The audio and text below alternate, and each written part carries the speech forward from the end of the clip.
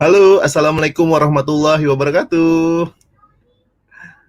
Apa kabarnya semuanya, classmate? Alhamdulillah ya, kita masih diberikan kesempatan bisa kumpul kembali di hari ini ya, guys ya. Baik, classmate semua, kita akan mulai saja. Pada hari ini kita akan ngobrol-ngobrol lagi ya di kelas bersama Ramadan. Perkenalkan, saya Habib Prasetyo yang akan memandu acara kita pada hari ini di 60 menit ke depan. Jadi sebelumnya kami memohon maaf ya atas keterlambatannya karena memang ada beberapa gangguan teknis ya. Kami dari kelas bersama mengucapkan selamat menunaikan ibadah puasa kepada seluruh umat muslim di seluruh Indonesia. Semoga amal ibadah yang kita jalankan ini diterima Allah Subhanahu wa taala. Alhamdulillah, baik. Kali ini aku mau menjelaskan dulu apa itu kelas bersama ya. Jadi, henti-hentinya kita ingin mempromosikan apa itu kelas bersama. Baik, kelas bersama merupakan inisiatif dari teman-teman pegawai Kementerian Pendidikan dan Kebudayaan untuk membuat komunitas belajar yang intinya menularkan spirit belajar sepanjang hayat kepada masyarakat, khususnya untuk masyarakat Indonesia.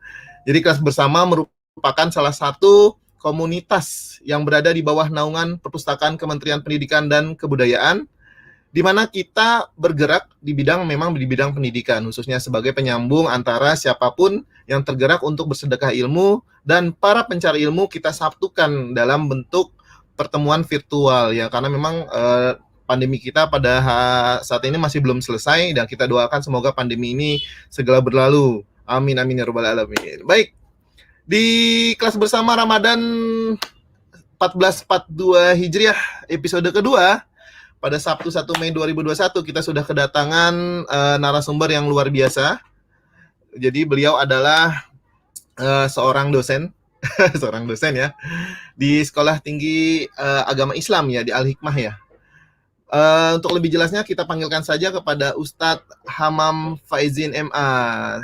Assalamualaikum Pak Ustadz.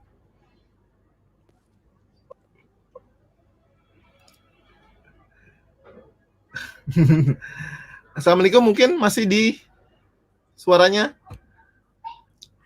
Nggak Iya, kedengeran iya, ya? masuk. Waalaikumsalam, Mas Habib. Sudah. Alhamdulillah, alhamdulillah. Apa kabar Ustadz pada hari ini? Alhamdulillah, sehat. Aku deg-degan ya, hampir kira-kira nggak jadi gitu ya. Ini luar Iya, biasa nih promosinya, teman-teman sudah pada hadir ya. Jadi kita jadi pada menunggu Mas Habib ini jadi gak nih? Kita mau nungguin nih Ustadz Hamam.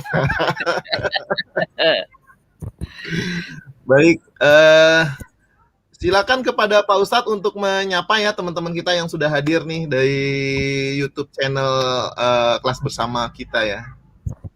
Silakan Pak Amam untuk menyapa.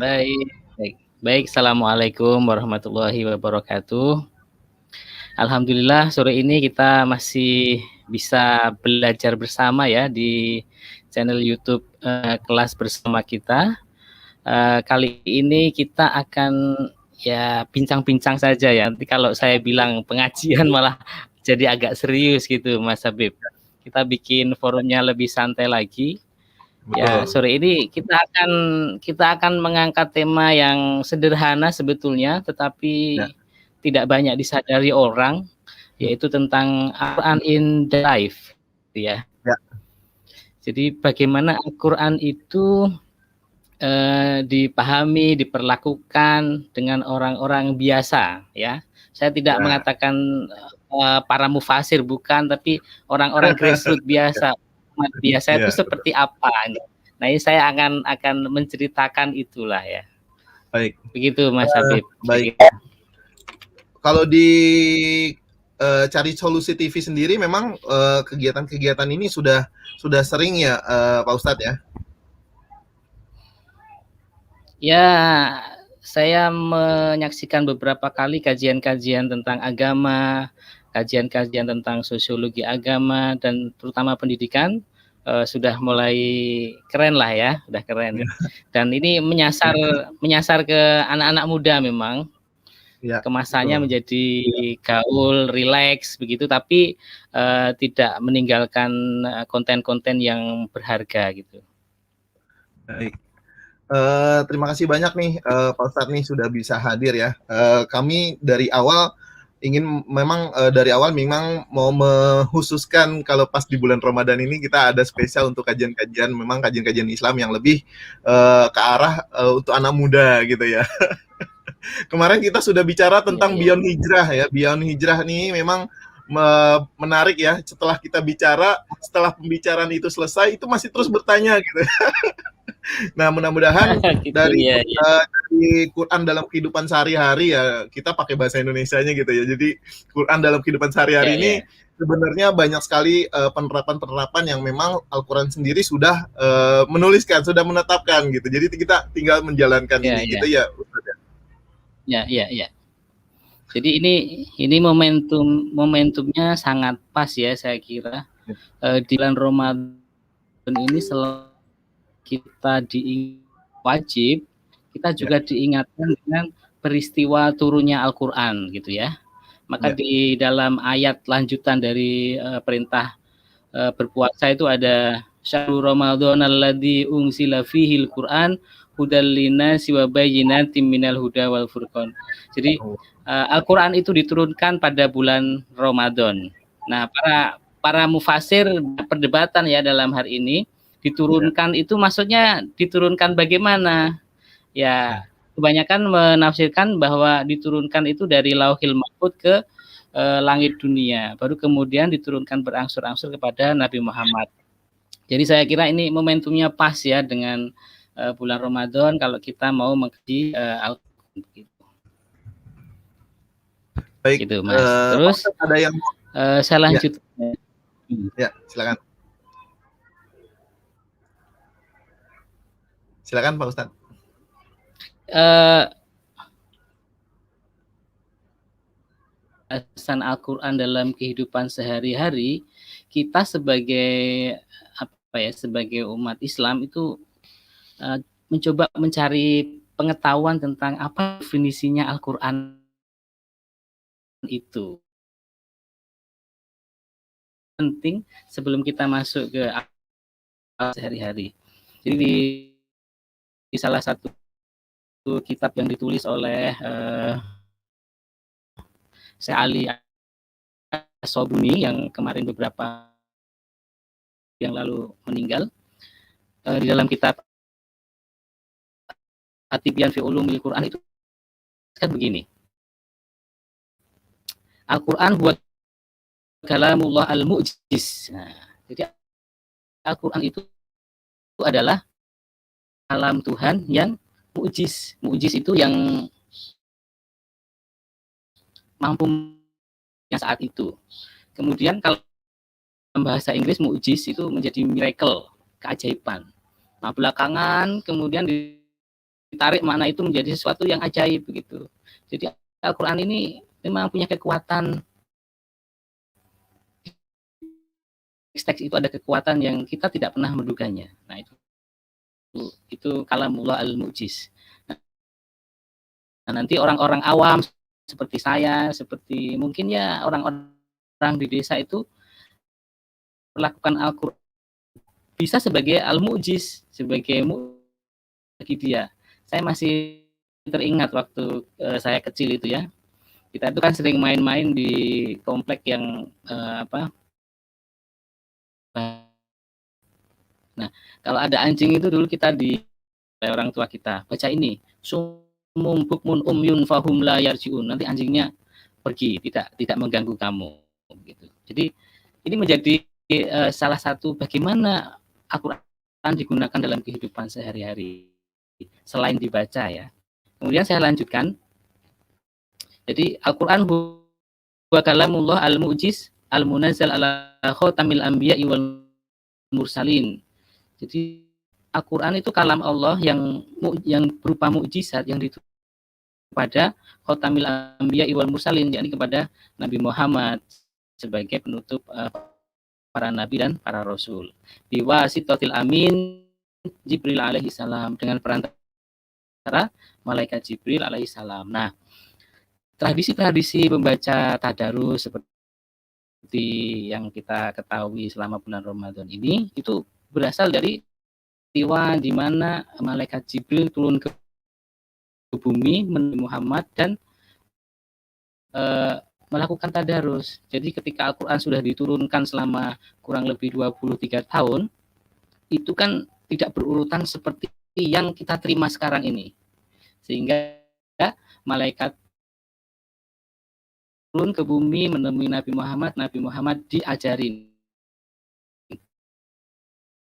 Jadi di tadarus itu. Nabi kemudian Jibril menyemak, kemudian kalau ada yang salah dibenarkan, kemudian kalau yang kurang urut diurutkan. Peristiwa itu terjadi di bulan Ramadan. Konon ada yang mengatakan 3 tahun berturut-turut sebelum Nabi Muhammad. Tradisi tadarus sampai sekarang. Kemudian al-maktub fil masahif al-manqul ilain, yang tertulis di dalam sebuah mushaf. Nah, Al-Qur'an yang ada atau yang kita miliki sampai sekarang ini yang ditulis di dalam mushaf disebut dengan Al-Qur'an. Kemudian teks-teks atau kalam-kalam Allah yang sampai kepada kita itu diriwayatkan secara mutawatir. Jadi tidak mungkin ada bias, tidak mungkin ada kesalahan karena dia diriwayatkan dari orang-orang yang terpercaya dan tidak mungkin melakukan kebohongan meriwayatkan itu. Jadi itu yang disebut dengan at-tawatur. Nah, kemudian ini yang penting, al-muta'abbad bitilawati. Jadi membacanya itu akan disebut atau akan dinilai sebagai ibadah. Jadi kalau kita membaca Al-Quran kemudian tidak mendapatkan apa-apa, itu akan dianggap sebagai ibadah. Nah, di dalam kehidupan sehari-hari tentu Al-Quran itu biasanya kita perlakukan dengan membaca, begitu ya. Kalau tidak bisa baca ya belajar membaca, gitu. Kemudian jangankan membaca, mendengar saja juga sudah mendapatkan pahala, begitu. Saya kira itu dulu Pak Habib untuk pengantarnya, mungkin bisa dipantik dengan diskusi. Baik, sedikit kita tadi sudah terjelaskan padahal di awal ya tentang Silakan, Pak Habib. Sendiri ya. Halo, kedengeran ya suara saya? Sudah kedengeran Ustadz suara saya?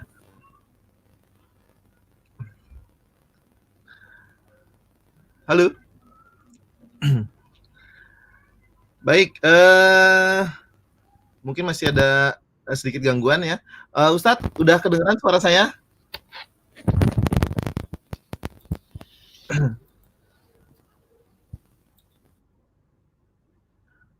Halo, ya. Baik, tadi sudah disampaikan oleh Ustadz ya bahwa Al-Quran ini adalah salah satu mukjizat dari Allah ya. Ini yang akan menjadi sebenarnya pembeda Al-Quran dengan kitab-kitab lainnya gitu ya. Mungkin gitu ya Ustadz ya.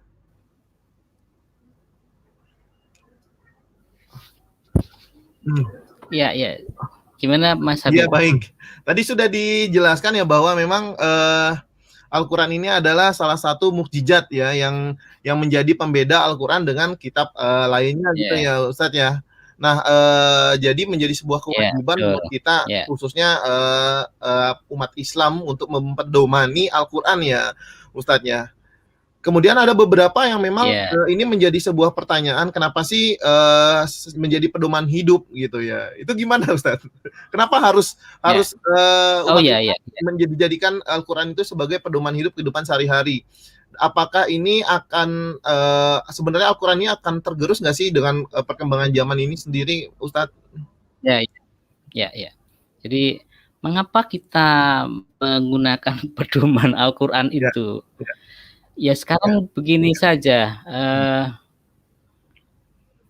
agama Islam yang dibawa oleh Nabi Muhammad itu tidak sendirian oleh Nabi Muhammad itu. Jadi Muhammad itu tidak menjadi nabi yang sempurna jika tidak ada Al-Quran. Betul. Jadi salah satu bukti kenabian itu mendapatkan kitab itu, mendapatkan Al-Quran itu, mendapatkan wahyu. Nah, Nabi ini memiliki misi, memiliki risalah itulah yang dituangkan di dalam kitab Al-Quran. kita mendapatkan kitab, kita tidak mendapatkan ajaran apapun gitu. Maka ajaran-ajaran Tuhan, ide-ide Tuhan, prinsip-prinsip dalam kehidupan yang diajarkan Tuhan itu kemudian ditransformasikan, dilewatkan kepada Nabi Muhammad, kemudian Nabi Muhammad diajarkan kepada para umatnya. Misalkan saja kita tidak akan mengenal dunia setelah dunia ini. Kita tidak akan mengenal akhirat kalau tidak dapat informasi dari Al-Qur'an itu sendiri. Betul. Gitu ya. Kita tidak tahu the meaning of life. Nah, sebuah kehidupan jika kita tidak tahu Al-Qur'an. Kita tidak tahu bagaimana berakhlak dengan orang lain kalau kita tidak mempelajari Al-Qur'an. Contoh misalkan yang paling sederhana, misalkan di dalam Al-Qur'an itu ada ajaran janganlah kamu membunuh satu orang. Kalau kamu membunuh satu orang itu sama dengan membunuh banyak orang gitu. Nah, Al-Qur'an memberikan kiasan bahwa betapa membunuh manusia itu sangat berbahaya, sama saja dengan orang banyak itu. Makanya tindakan-tindakan misalkan bunuh diri, pemboman gitu ya, itu sudah jelas-jelas melukai atau melenceng dari ajaran-ajaran Al-Qur'an itu sendiri. Ya. Gitu. Nah, kemudian apakah Al-Qur'an nanti akan tergerus oleh zaman? Nah, ini di dalam Al-Qur'an sendiri ditegaskan bahwa di dalam Al-Qur'an itu dijelaskan bahwa akulah nanti yang akan yang akan menjaga Al-Qur'an ini. Jadi di situ pakai bahasa inna. Inna itu artinya Allah sendiri dan melibatkan umatnya untuk menjaga itu. Jadi dari zamannya Al-Qur'an diturunkan itu sudah banyak gangguan bahwa Al-Qur'an dianggap sebagai sihir, Al-Qur'an dianggap sebagai bikinan Nabi Muhammad. Tetapi seiring berjalannya waktu itu dibuktikan sendiri oleh Nabi Muhammad dan Al-Qur'an itu sendiri. Sehingga saya yakin bahwa ini tidak akan tergerus oleh zaman. Apalagi misalkan ya teknologi sekarang ini juga mampu menjadi piranti atau alat dalam pelestarian Al-Qur'an. Misalkan ada mesin cetak begitu ya, ada media digital, itu juga akan melestarikan Al-Qur'an dan malah menyebarkan, memviralkan Al-Qur'an begitu. Saya kira itu Mas ya. Ya, baik Pak Ustadz. Satu lagi nih ada yang sebelum acara ini disiarkan saya sudah banyak mempromosikan, kemudian ada beberapa pertanyaan masuk di WhatsApp saya nih Ustadz. Apa hukumnya ketika kita menaruh tulisan-tulisan Al-Qur'an di benda-benda, misalnya di belakang handphone ya, kemudian menggunakan kalung dengan lafaz Allah gitu ya Ustadz ya. Itu seperti apa ya? Karena setahu saya memang kalau lafaz gitu kayak masuk kamar mandi kan nggak boleh ya Ustadz ya. Itu gimana Ustadz? Ya. Oke, begini, ketika kita punya keyakinan bahwa Al-Qur'an itu adalah sesuatu entitas yang berharga, maka hal-hal yang menempel di dalamnya, hal-hal yang menempel dengan Al-Qur'an itu akan sebagai sesuatu yang berharga pula. Jadi misalkan nih, saya punya kaligrafinya tertulis ayat-ayat Al-Qur'an. Kemudian di tengah jalan kaligrafi itu saya banting, saya injek-injek gitu. Saya kira orang pada marah nggak? Marah, karena ada sesuatu yang berharga di situ. Nah, oleh sebab itu ketika kita punya kesadaran bahwa Al-Qur'an itu penting dalam kehidupan sehari-hari, maka kita harus berhati-hati ketika membawanya. Bahkan dulu ketika di pesantren tuh ya, kita punya rak buku, dan rak buku itu diisi kitab-kitab, kemudian ada Al-Qur'an. Kita itu dimarahin kiai kita kalau Al-Qur'an itu kita taruh di tengah atau di bawah kitab-kitab biasa. Kita harus junjung itu Al-Qur'an di rak paling atas. Nah, itu bagi saya, menurut saya itu sebuah bagaimana umat Islam berinteraksi terhadap Al-Qur'an, bahwa Al-Qur'an itu sesuatu entitas yang sangat berharga begitu. Meskipun di smartphone, kita pun juga harus hati-hati ketika karena di dalam smartphone ini ada sesuatu yang berharga. Betul. Maka kita tidak bisa sembarangan mempergunakannya. Misalkan baca Quran di tempat-tempat yang tidak layak itu kan. Ya. Jadi kita harus tahu karena ini kitab suci maka harus diposisikan atau diperlakukan sesuci mungkin begitu. Bahkan kita juga diperintahkan berwudu ketika memegang mushaf Al-Qur'an begitu. Ya, betul. Nah, ini menarik, Mas. Saya ingin kasih catatan begini. Ada sebuah cerita nih. Ceritanya ini saya ambil dari bukunya Farid Esak. Farid Esak ngambil dari Al-Ghazali gitu. Ya. Al-Ghazali bercerita tentang Ahmad Ibnu Hanbal.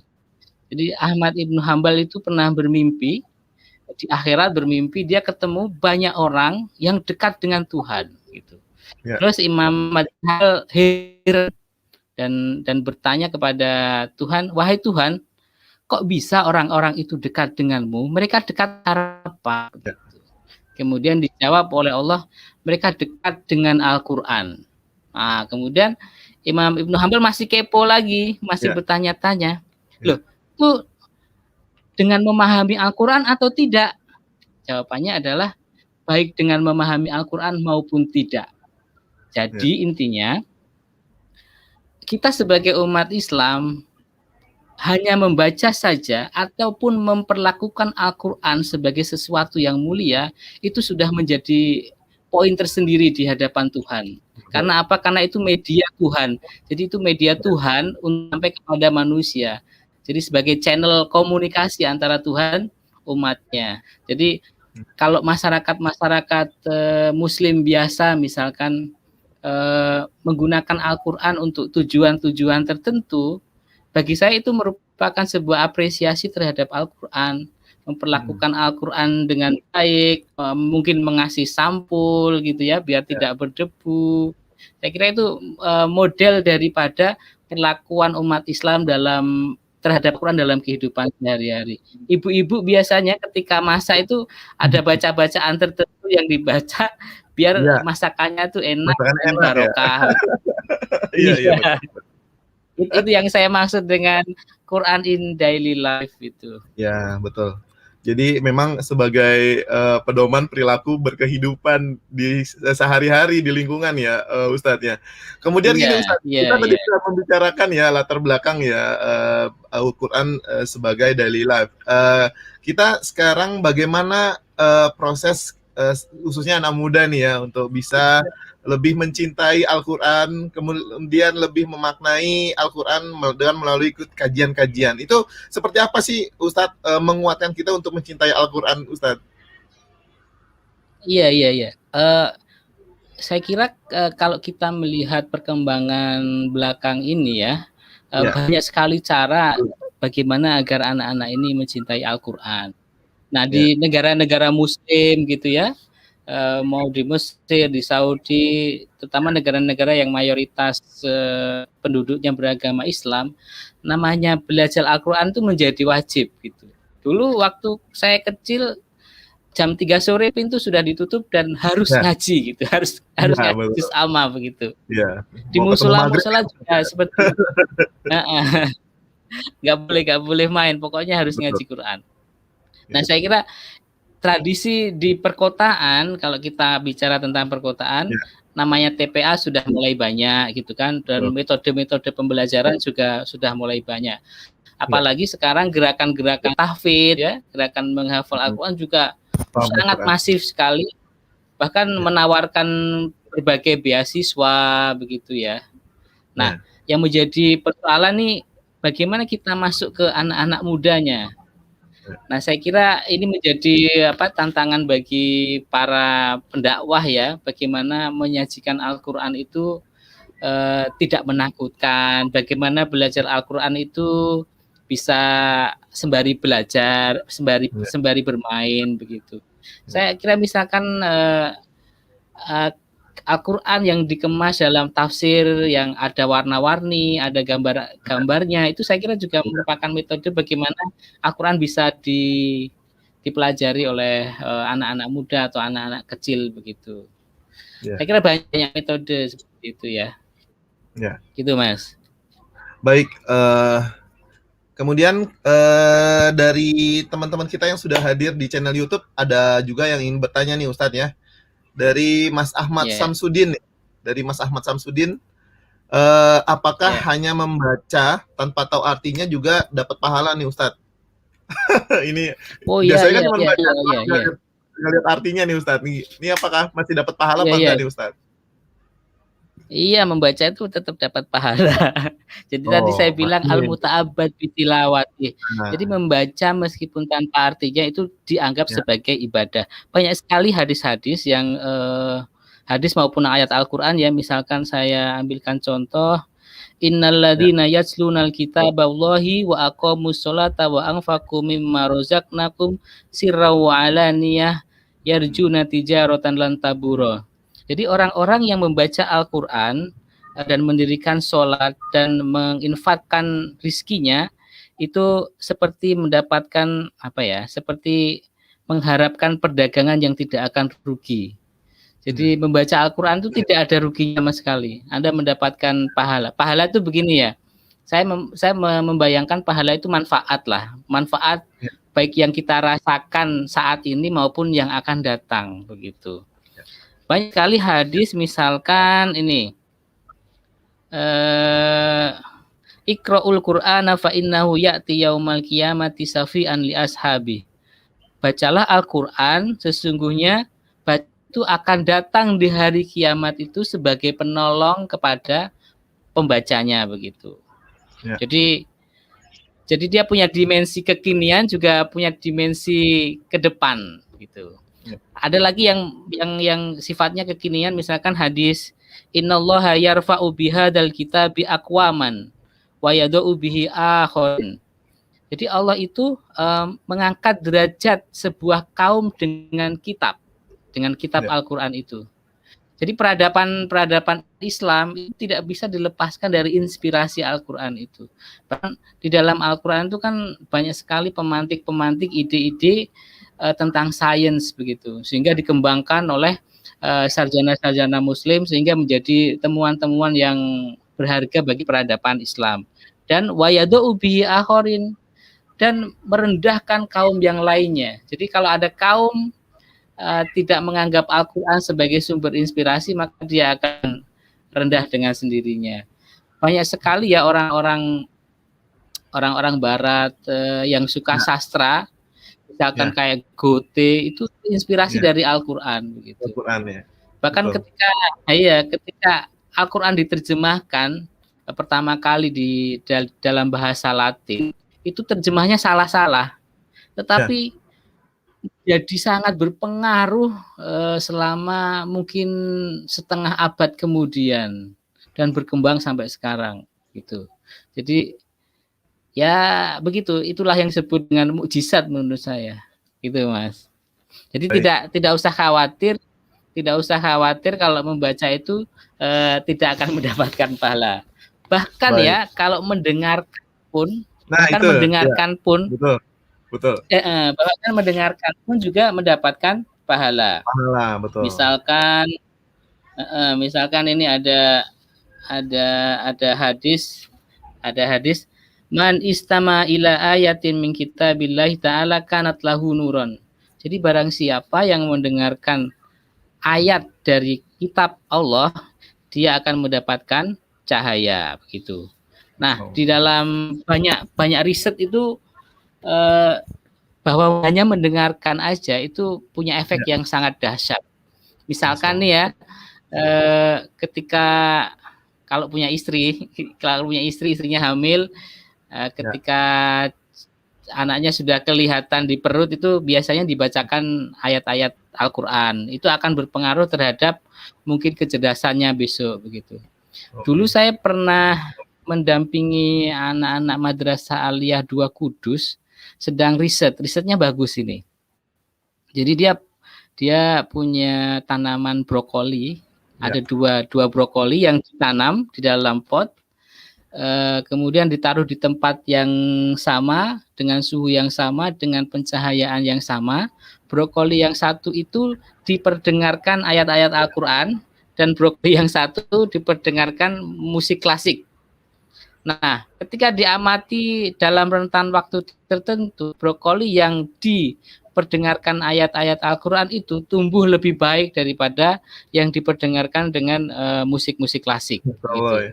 Jadi ini merupakan salah satu mukjizat. Maka Ya, maka ketika ketika misalkan istri kita hamil 7 bulan itu diperintahkan untuk membaca, kalau anaknya perempuan ya surat Ustaz Maryam begitu ya, Maryam, betul. kalau Ya, laki-laki surat Yusuf, itu dengan harapan anaknya ya, nanti lahir dalam kondisi yang baik dan punya masa ya, depan yang lebih baik, saya kira itu. Insya Allah. Jadi Ya, baik membaca maupun mendengarkan itu punya manfaat yang mantap. tak terhingga, saya kira. Ya, di beberapa kajian memang juga dikatakan ya, mendengar itu juga mendapatkan pahalanya setara dengan membaca Al-Quran ya, Ustaz. Itu gimana, Ustaz? Iya, iya, iya, iya, iya, iya, iya. Jadi gini, ketika orang mendengarkan itu Hmm, dia itu seolah-olah sedang menerima wahyu gitu. Jadi Insya kan Allah. ada semacam hadis, bacalah Al-Quran seolah-olah kamu itu sedang mendapatkan wahyu. Nah, ketika mendengarkan, kita itu juga istilahnya apa ya? Jadi itu aksi yang aktif sebetulnya ya. Meskipun hanya mendengarkan, tapi dia aktif menyerap gitu ya. Jadi ada energi yang ditransfer begitu, Ya, sehingga dia mendapatkan sesuatu meskipun dia tidak paham. Jadi kalau orang sudah sangat dekat dengan Al-Quran itu akan mendapatkan percikan-percikan tersendiri. Misalnya betul. saya sering lihat itu YouTube-nya Sujiwo Tejo gitu. Oh ya. Dia itu ketika membaca surat Al-A'la itu semacam ekstase karena ada ritme yang Ya, menurut dia indah begitu. Meskipun dia ya, kadang tidak menemukan maknanya, tapi dia ya, merasakan ada sesuatu yang lain di hatinya. Jadi gitu mendengar itu ada semacam perasaan yang aktif menyerap sesuatu. ya, Yang itu kadang susah dikatakan, Mas. ya, Nah, itu di dalam tradisi sufi sangat kental sekali itu. betul. Gitu, Mas. Baik, udah terjawab ya Mas Ahmad Samsudin ya.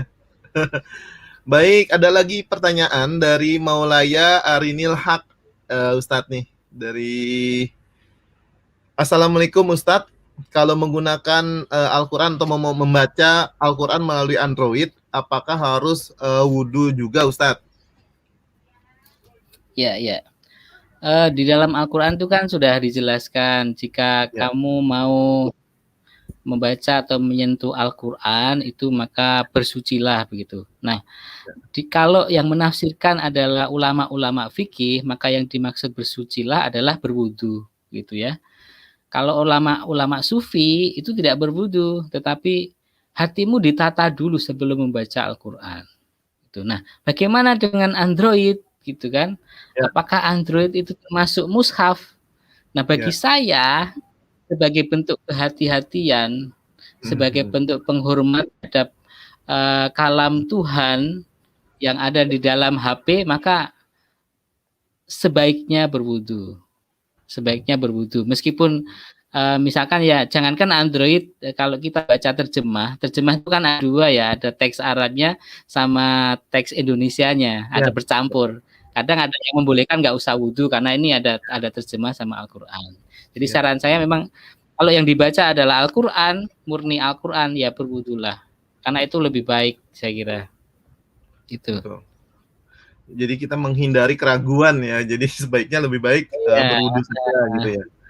Baik. dan sebagai bentuk etika ya, Bentuk etika saya kira baik. itu. Dan memang saya sendiri aja di sini kan di Android saya sendiri juga ada Al-Quran. Kadang juga berpikir juga ya. Kadang kalau habis baca lupa ditutup, kemudian taruh di celana gitu ya Ustaz. Itu seperti apa Ustaz? Kan kita juga nggak tahu ya. Tapi pas dibuka, astagfirullahaladzim ini masih terbuka gitu ya aplikasi Jadi, Al-Qurannya gitu. Itu gimana Ustaz? nah itu kan itu yang daily life kita alami kan seperti itu. Iya, Kalau betul. saya melihat adanya Al-Quran di dalam Android itu sebetulnya merupakan bagian dari usaha bagaimana umat Islam dekat dengan Al-Quran gitu ya. Jadi usaha itu menjadi bagus menurut saya. Jadi di mana-mana Al-Qur'an dibawa, di mana-mana Al-Qur'an dibaca begitu. Nah, kalau sudah dimasukkan saku ya saya kira masih wajar lah ya, masih nggak Ya, ada betul. masalah. Asal Betul. asal jangan sering-sering, harus ditutup begitu ya. Baik. Dan memang saat teknologi seperti ini, anak-anak muda sekarang justru memang kadang saya juga sudah jarang melihat anak-anak muda ini sudah berpegang Al-Quran. Jadi pegangnya Android, dan Android kadang juga tab Benar. ya atau tablet gitu ya, dan mungkin itu lebih ringkas untuk bisa dibawa kemana-mana gitu ya Ustadz ya. Dan Iya kadang iya kita iya juga iya. Ustadz ya, ketika kita mendownload salah satu aplikasi membaca Al-Quran, untuk mengetahui apakah Al-Quran ini sudah tepat atau belum itu seperti apa hukumnya Ustadz? Kan kita nggak tahu ya, ternyata Oh, Al-Quran iya iya. ini ada yang diplesetkan atau seperti apa gitu, gimana Ustadz? Oh, iya iya iya iya. Biar kita sesama anak muda nih Sejauh memahami ya. iya iya iya. Ya, Sejauh yang saya tahu, ya, di Indonesia itu ada namanya Lembaga Lajnah Pentaskihan Mushaf Al-Qur'an.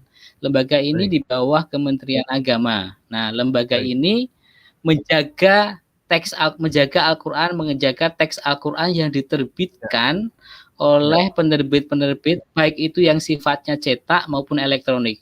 elektronik. Jadi, yang sudah masuk di Android Ya. itu sudah mendapatkan izin atau mendapatkan tanda Oh, tasghih baik, dari baik, Kementerian Agama. Jadi mereka baik, mereka mereka berani menayangkan begitu. baik. Jangankan selain lajnah, nanti orang umat Ya. Islam sendiri yang akan menyeleksi, Mas. Jadi kalau Oh ada ya, kesalahan pasti ada pasti akan laporan ya. akan Oke, akan ada kritik, ada laporan begitu. baik. Nah, laporan itu Jadi, biasanya dilaporkan ke lembaga tersebut, nanti lembaga lajnah ini yang akan menindaklanjuti, baik, akan memanggil pihak yang menerbitkan itu. Saya kira baik. itu usaha dari manusia ya, saya kira itu. Betul, betul. Jadi memang banyak sekali ya Ustadznya aplikasi-aplikasi yang keluar gitu ya. Jadi kita juga agak pilih-pilih Ya. melihat. Kadang kalau anak muda sekarang kan ngelihatnya ini bintangnya berapa nih? Bintangnya masih 4 atau 3 gitu atau 5. Jadi patokannya itu aja. Ya, Baik. itu biasanya terkait dengan tampilannya, Tampilannya betul. iluminasinya, itu yang Betul. enak-enak dibaca, terus Ya, geser-gesernya naik ya turun betul. atau ke samping Betul. begitu. Betul. Jadi dia mudah digunakan atau tidak begitu aja. Baik Ustadz. Bukan Baik, terkait dengan kesalahan. betul. Baik Ustadz, kali ini kita sudah kedatangan salah satu penanya nih Ustadz ya, dari ada Mbak Dilah Erianti. Halo, assalamualaikum Mbak Dilah. Kita bisa langsung ke ruangan nih, Mbak Dilah. Ini spesial ya, di spesial Ramadan ini kita penanyanya bisa langsung kita panggil. Halo, assalamualaikum. Iya iya iya iya. Mbak Dilah masih di mute. Iya. Yeah. Assalamualaikum. Waalaikumsalam Waalaikumsalam, Mbak Dila. Baik, Mbak. Lagi di jalan atau lagi di mana Mbak Dila? Saya mau nanya nih Ustadz. Iya, silakan. Iya, silakan. Iya, ini kebetulan rumah saya di dekat jalan. Saya mewakilnya yang kadang saya kemana-mana kan tidak membawa mushaf ya Ustadz. Jadi saya membaca Al-Quran itu biasanya melalui digital, melalui smartphone. Ya. Itu saya mau bertanya. Terputus ya? Terputus ya. Terputus. Mungkin saya bisa mewakili itu ya. Kalau baca Quran dimanapun kita berada gitu ya Ustadz ya, jadi semacam tanpa bat. Oh, kita udah masuk lagi nih Mbak Dila. Ya, silakan Mbak Dila, lanjut pertanyaannya. Iya, mohon maaf ya tadi sinyalnya kurang. Iya, saya mau bertanya bagaimana jika kita membaca Al-Quran melalui smartphone itu apakah mengurangi etika kita atau mengurangi pahala kita dalam membaca Al-Quran, Ustadz? Ya, baik. Membaca saja itu sudah mendapatkan pahala ya. Medianya mau seperti apapun bisa. Jadi mushaf Quran yang dicetak itu kan hard copy-nya. Kemudian dia dibentuk menjadi soft copy, kemudian dimasukkan di dalam HP atau smartphone. Saya kira substansinya sama. Substansinya sama, maka perlakuan kita terhadap Al-Quran yang ada di smartphone juga harus hati-hati. Saya kira itu. Jadi tidak mengurangi pahala sama sekali begitu.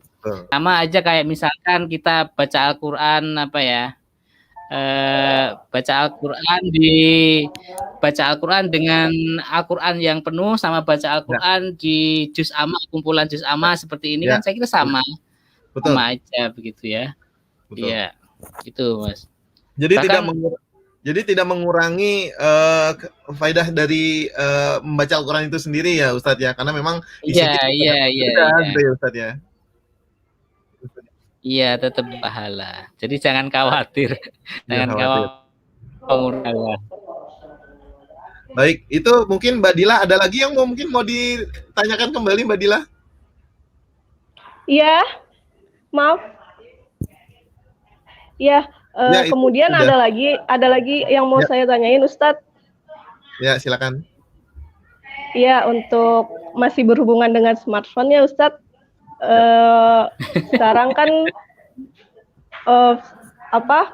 untuk kita mencari tafsir Al-Quran itu kadang saya suka nyari di Google Ustadz. Itu kan banyak tafsir-tafsir yang bertebaran gitu. Gimana cara saya untuk mengetahui tafsir itu tuh yang benar tuh seperti apa gitu Ustadz?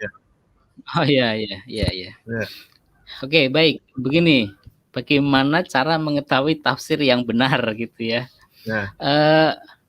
Kalau mau belajar tafsir, coba belajar dari karya tafsir yang berbahasa Arab murni. Nah, itu harus dipegang pertama kali. Maka Anda harus bisa berbahasa Arab. Tapi bagaimana jika tidak bisa? Kalau tidak bisa berarti mencari guru yang bisa mengajarkan tafsir itu. Kalau tidak bisa lagi mencari guru, kita coba mencari ulama-ulama Indonesia yang sudah muktabaroh, yang sudah sudah dikenal otoritas keilmuannya. Misalkan kita mau belajar, misalkan kita ambil kalau di Indonesia yang sampai sekarang terkenal tuh ya mungkin ke karyanya Pak Quraisy Shihab, Tafsir Al-Misbah. Anda bisa mengkaji itu. Itu pun berbahasa Indonesia jadi enak. Kalau mau lagi misalkan punya Hamka Al-Azhar juga boleh. Jadi di situ Anda belajar. Tapi tolong harus didampingi dengan guru-guru yang mumpuni, tidak hanya belajar dari buku saja karena itu tidak cukup ya. Apalagi belajar dari Google. Karena kita tidak tahu ini tafsirnya siapa di Google itu begitu ya. Kecuali Anda misalkan ambil tafsir yang misalkan tafsir At-Tabari yang ada di dalam Google itu juga banyak sekali. Tapi itu pun harus pakai guru ya, tidak bisa kemudian Anda baca sendiri, dipahami sendiri. Biasanya itu kalau pemula itu susah memahaminya, maka butuh guru gitu. Ya, saya kira kalau Anda pingin cepat, pingin agak instan begitu ya, bacalah tafsir-tafsir yang berbahasa Indonesia yang sudah terkenal otoritas penulisnya seperti Pak Quraisy Shihab, Hamka begitu ya. Atau terjemah-terjemah kitab tafsir yang sudah diterjemahkan ke dalam bahasa Indonesia. Itu pun juga harus hati-hati karena setiap penerjemahan itu tidak selalu benar gitu ya. Ada bias-biasnya begitu. Betul. Gitu. Saya kira itu ya. Gitu Mbak Dila. Coba misalkan coba kasih contoh. Anda pernah baca tafsir apa begitu? Mungkin saya bisa ngasih masukan. Mbak Dila sudah pernah baca tafsir apa kira-kira? Halo? Maaf, sinyalnya putus-putus. Iya, waktu itu aku pernah sesekali tafsirnya Quraisy Shihab sih, Pak. Iya, itu sudah bagus, sudah bagus itu. Iya. Sudah diakui di Indonesia bahkan di luar negeri diakui. Baik. Iya. Tapi tetap harus didampingi oleh guru yang memang sudah menguasai gitu ya Ustadz ya. Iya, biar pemahamannya tuh double gitu. Iya, betul. Lebih dikuatkan. Oke, saya baik. pun kadang Saya pun kadang ketika membaca tafsir begitu, seringkali tidak paham, saya tanya kepada yang lainnya. Ataupun saya cross check ke buku yang lainnya begitu, ke tafsir yang lainnya gitu. Biar punya banyak pandangan dan informasi tentang sebuah tafsir sebuah ayat itu. Baik, oke, terima kasih Mbak Dila ya, makasih sudah hadir. Mbak Dila Herianti, terima kasih banyak. Iya, terima kasih juga Mas, terima kasih Ustadz jawaban. Terima kasih. Ya, Assalamualaikum. sama-sama. Baik Ustadz, kita kembali lagi ya Ustadz ya. Ketika memang sudah ada teman-teman milenial nih yang memang sedang berhijrah gitu ya Ustadz ya. Al-Quran menjadi salah satu pedoman hidup dan kadang sekali mereka coba menafsirkan dengan dirinya sendiri gitu ya Ustadz ya. Ini sering terjadi ya Ustadz dan akhirnya dia tersesat. Bahasanya tanda kutip tersesat gitu ya Ustadz. Akhirnya jadilah sebagai memunculkan akar-akar radikalisme yang kita nggak harapkan gitu ya Ustadz ya. Menurut Ustadz seperti apa? Jadi memang tidak mudah memahami Al-Quran itu ya. Harus punya guru, harus punya perangkat ilmunya. Kalau kita belajar ulumul Quran itu ya, syarat-syarat menjadi penafsir itu sangat banyak sekali. Sangat berat sekali. Harus menguasai bahasa Arab, harus menguasai budaya Arab, harus menguasai balaghah, menguasai ilmu-ilmu lainnya, asbabun nuzul, nasih mansukh dan sebagainya. Jadi kalau mau belajar ya belajar kepada kitab-kitab yang benar-benar diakui oleh umat Islam sedunia, atau kita sebut dengan kitab-kitab mutabaroh gitu. Kalau di Indonesia misalkan ulama-ulama terdahulu kita bisa pakai tafsirnya Kiai Syekh Nawawi Al-Bantani gitu ya. Atau kitab-kitab yang nuansanya moderat seperti kitab Jalalain begitu. Dan tafsirnya sudah terjemah tafsir itu sudah ada dalam bahasa Indonesia. Nah, kalau kita menerjemahkan tidak berdasarkan bagaimana ulama-ulama terdahulu menerjemahkan, nah ini yang berbahaya. Artinya dia menerjemahkan berdasarkan nafsunya sendiri atau akalnya sendiri tanpa pertimbangan-pertimbangan yang matang, sehingga tafsirnya bisa menjadi menyesatkan begitu. Menyesatkan, betul Ustadz ya. Dan itu yang kita nggak harapkan ya Ustadz ya. Jadi tetap meskipun sudah banyak literasi yang sudah dimiliki atau sudah dibaca, tetap kita harus bertanya ya, banyak bertanya kepada orang yang memang pada ustaz-ustaz atau kiai yang memang sudah lebih memahami Al-Quran. Gitu ya sahabat semua ya. Baik, silakan Ustadz. Dan tafsir itu berkembang ya Mas, sesuai dengan zamannya begitu. Misalkan dulu ketika kita belajar di pesantren, misalkan kayak kata ghairil maghdubi alaihim waladdallin, itu yang maghdubi dan dolin itu diartikan sebagai Yahudi dan Nasrani. Nah, zaman sekarang ini sudah tafsir itu sudah tidak boleh, karena kita ini sekarang masyarakat yang plural, masyarakat yang memiliki beraneka ragam agama, sehingga penafsiran itu disingkirkan, tidak dipakai lagi begitu. Jadi penafsiran akan sesuai dengan zamannya.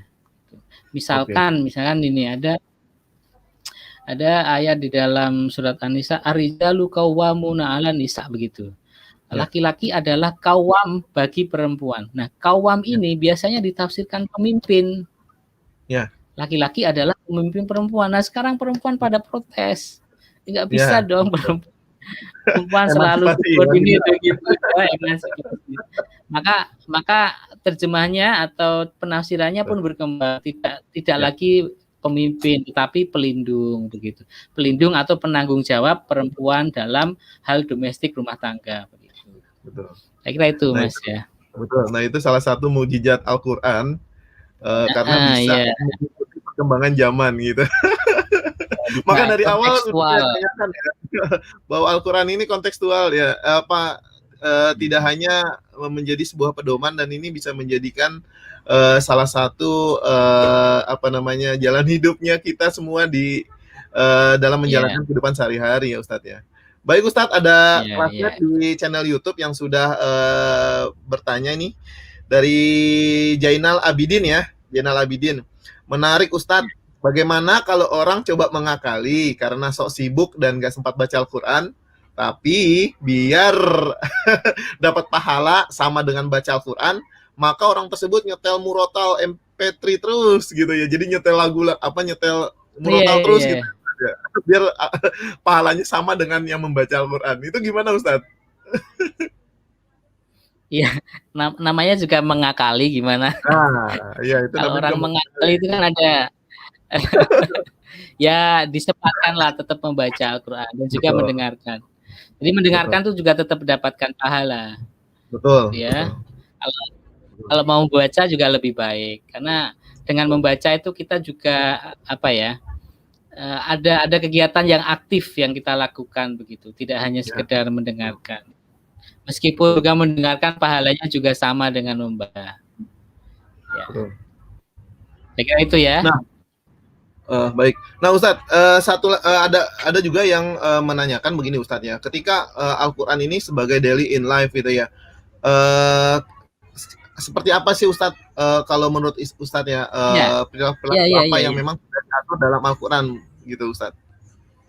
Yang paling sederhana ya, saya akan beri contoh yang paling sederhana. Kita itu ya dari sejak kecil itu sama orang tua diajarkan untuk misalkan membaca Bismillah ketika akan melakukan sesuatu. Itu kan sederhana. Bismillah itu bagian dari Al-Quran. Ketika kita melakukan membaca Bismillah sebelum sesuatu, itu sudah mendapatkan pahala.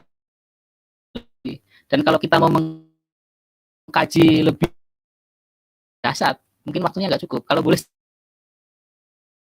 saya jelaskan itu. Jadi misalkan gini, di dalam hadis ada pernyataan begini. Li'indi balin la yubda ubi. Setiap perbuatan yang penting yang tidak didahului dengan Al-Quran, fahuwa abtar, maka dia akan terputus.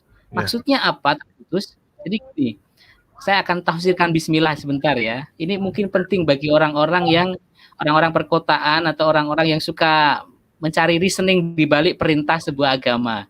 Jadi di balik perintah Bismillah itu apa sih itu? Nah, saya ingin menjelaskan begini. Kata Bismillahirrahmanirrahim itu kan pertama diakhiri dengan Ar-Rahman dan Ar-Rahim. Ketika pertama kali kata Bismillah disebutkan, ketika pertama kali Allah disebutkan, itu manusia tidak akan paham. Oleh sebab itu, Allah menampilkan sifatnya yang berupa Ar-Rahman. Apa itu Ar-Rahman? Ar-Rahman adalah sifat kasih sayang Tuhan yang diberi kepada semuanya. Jadi sebelum adanya kita, itu Tuhan sudah memberikan sifat rahmannya berupa memberikan fasilitas mulai dari bumi, hutan, ya, buah-buahan, air, udara dan sebagainya itu diberikan free kepada manusia. Itu sebagai wujud dari sifat rahmaniyah Allah, gitu ya. Nah, orang harus menyadari itu sejak dari awal. Setelah kita menyadari bahwa kita sudah dibekali fasilitas banyak oleh Tuhan, maka Tuhan memunculkan sifat yang berikutnya, yaitu sifat Ar-Rahim. Ar-Rahim itu apa? Sifat kasih sayang Tuhan yang khusus diberikan kepada orang yang memiliki kesadaran bahwa dia sudah diberikan fasilitas banyak, maka fasilitas-fasilitas itu harus dipergunakan untuk mencari ridha Allah. Jadi misalkan gampangnya begini nih, Mas, misalkan Mas Habib mau berangkat ke kantor naik mobil nih ya. Begitu naik mobil sudah dibunyikan mobilnya, baca Bismillah. Baca Bismillah ini memantu pada kita bahwa Tuhan, saya akan melakukan sesuatu. Saya sudah difasilitasi banyak nih sama Tuhan. Ada mobil gitu ya, difasilitasi masih hidup begitu, difasilitasi kesehatan, maka langkahku ini akan ke kantor ini harus mencari ridho-Mu. Jadi dari awal hingga akhir ini sudah ada frame, sudah ada kesadaran bahwa Tuhan ini selalu mengikuti kita. Selalu mengikuti kita, sehingga jejak-jejak kita, langkah-langkah kita harus punya orientasi kepada ridha Allah itu. Jadi untuk mencari dilah Tuhan berikutnya. Misal tukang kayu nih, tukang kayu sudah difasilitasi kayu, maka kayu itu akan dibentuk sebagai lemari gitu kan. Lemari digunakan untuk menyimpan. Nah, orang ini akan mendapatkan sifat rohimiyah Allah, yakni adalah nikmat tambahan bahwa dia bisa menggunakan lemari itu sebagai menyimpan baju. Nah, itu yang saya maksud bahwa ajaran membaca bismillah dalam kehidupan sehari-hari itu mengajak kita agar sadar bahwa kita itu tidak siapa-siapa, kita nggak punya apa-apa, maka langkah kita harus menuju pada Allah itu sendiri, menuju ridha Allah itu. Nah, itu contoh salah satu Quran our daily life itu. Jadi itu implementasi sederhana bagaimana kita menerapkan Al-Quran dalam kehidupan sehari-hari. Pun dapat pahala. Itu ya. Saya kira itu Mas, contoh sederhananya seperti itu. Betul. Jadi dengan membaca bismillah itu selain kita memohon perlindungan, kemudian berterima kasih untuk mensyukuri semua yang didapat, dan itu menjadi salah satu hal wajib kita melakukan ya, dari kegiatan sehari-hari dari A sampai Z ya, dan itu sudah terkandung di dalam Al-Quran ya. Ya, itu menjadi semacam kontrol bahwa kita diingatkan, loh, oh ya, jadi langkah kita itu berdasarkan Tuhan, kemudian menuju kepada Tuhan, dan itulah yang tidak dimiliki oleh agama lain. Misalkan agama lain itu kan biasanya memerintahkan untuk berbuat baik gitu ya. Tapi dia hanya berbuat baik saja, dia tidak punya landasan teologi sebelumnya. Dia dari mana, tujuannya kemana. Nah, itu yang membedakan Islam dengan agama lainnya, saya kira. Betul, Ustaz. Di zaman sekarang ya Ustaz ya, kita coba kembali lagi buat teman-teman milenial sekalian ya, dan biasanya kan kita juga pernah tahu ya, bacaan doa mau tidur, bacaan doa mau makan, dan itu kadang nggak pernah baca. Kita cuma cukup baca bismillah aja gitu ya Ustaz ya. Itu seperti apa Ustaz? Iya, bismillah sudah bagus itu. Syukur-syukur ditambahin dengan doa-doa yang diajarkan oleh Nabi begitu ya. Jadi nggak masalah Ustaz ya. Kalau di dalam hadis-hadis atau kitab-kitab yang yang berisi tentang fadilah-fadilah bismillah, itu biasanya ada itu anjuran membaca bismillah 27 kali, sehingga di dalam tidurnya itu tidak diganggu setan gitu kan, dihindarkan dari kematian yang mendadak begitu, dan selamat dari mara bahaya lah begitu. Jadi Al-Quran punya fungsi yang sangat praktis di dalam kehidupan sehari-hari sebetulnya gitu Mas. Dan apa ya, dan kadang memang kita bukan so sibuk ya. Karena memang kegiatan ya, terutama buat teman-teman khususnya yang milenial yang memang bekerja dari pagi sampai ketemu pagi, kadang pulangnya gitu ya, lalu pagi sampai malam gitu ya, dan hal-hal itu memang seringkali kita suka hilaf untuk melupakan untuk melakukan seperti itu ya Ustadz ya gitu. Iya, saya sendiri juga sama, kadang di tengah sibukan ya, misalnya perjalanan itu sudah siap murotal kita gitu, sudah siap murotal, dan biasanya murotal yang saya puter itu yang saya puter berkali-kali dalam waktu tertentu. Misalkan dalam 1 bulan ini saya muter misalkan juz amma. Nah, di juz amma itu saya ulang-ulang terus. Jadi kadang ketika membaca sesuatu gitu, mendengarkan sesuatu, oh hari ini saya menemukan ini, kemudian di hari berikutnya, oh ada ayat yang seperti ini. Nah, itu enak, menjadi menarik. Itu kalau kita paham bahasa Arab ya. Kalau tidak paham bahasa Arab, mungkin hanya merasa saja, merasakan sesuatu yang adem di hati begitu. Itu saya kira, Mas. Baik. Jadi mendengarkan murotal sudah lumayan lah, sudah lumayan. Jadi jangan hanya MP3 lagu-lagu, jangan MP3 lagu-lagu terkini saja ya, sahabat classmate ya. Jadi murotal juga penting ya. Satu hari minimal berapa kali dengar Ustadz? Kalau saya sih tidak targetkan. Yang lebih baik itu misalkan hanya membaca satu ayat tetapi kita dalami juga maknanya begitu. Itu lebih baik menurut saya ya. Jadi misalkan saya mendengarkan sebuah ayat sanukri'uka fala tansa begitu. Itu kan kalau kita baca terjemahnya itu bacalah maka kamu tidak akan lupa begitu. Oh ya, berarti membaca itu sebetulnya kita biar tidak lupa. Maka orang yang sering membaca itu kadang susah pikun gitu, nggak bisa pikun, lama pikunnya. Iya betul. Jadi ada pelajaran kalau kita mau memahami Al-Quran itu, terutama untuk kehidupan kita sehari-hari. Saya kira itu, Mas. Baik, Ustadz, kita nggak terasa sudah sampai di penghujung acara kita pada hari ini. Baik, untuk menutup kegiatan ini, silakan kepada Ustadz untuk bisa memberikan pesan-pesan yang sudah kita bahas pada hari ini. Silakan Ustadz. Baik, saya kira bahwa Al-Quran ini sebagai kitab kita ya, sebagai pedoman umat Islam, maka dia seharusnya dibaca setiap hari begitu. Syukur-syukur dipelajari, syukur-syukur diikuti ajaran-ajarannya gitu. Saya kira itu, Mas Habib ya. Ya. Baik. Halo, Mas Roland. Ya. Iya. Baik, terima kasih banyak Ustadz Hamam.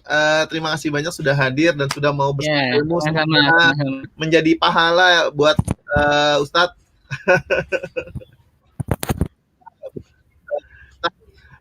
Ya, amin. Pahala buat kita semua yang menyaksikan, yang mendengarkan.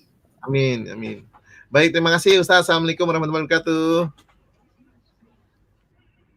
Baik, sahabat classmate semua, terima kasih banyak sudah hadir. Kita sudah di penghujung waktu. Akhirnya sudah sampai juga kita di penutupan. Jangan lupa silakan sampai ketemu lagi kita di kelas sama berikutnya. Jangan lupa di subscribe, di komen, like, dan share. Dan juga klik lonceng di YouTube sebagai pengingat video diskusi update dari kelas bersama. Jangan lupa memfollow IG dari kelas bersama, kemudian ada di FB juga di kelas bersama kita, dan di channel YouTube kelas bersama kita.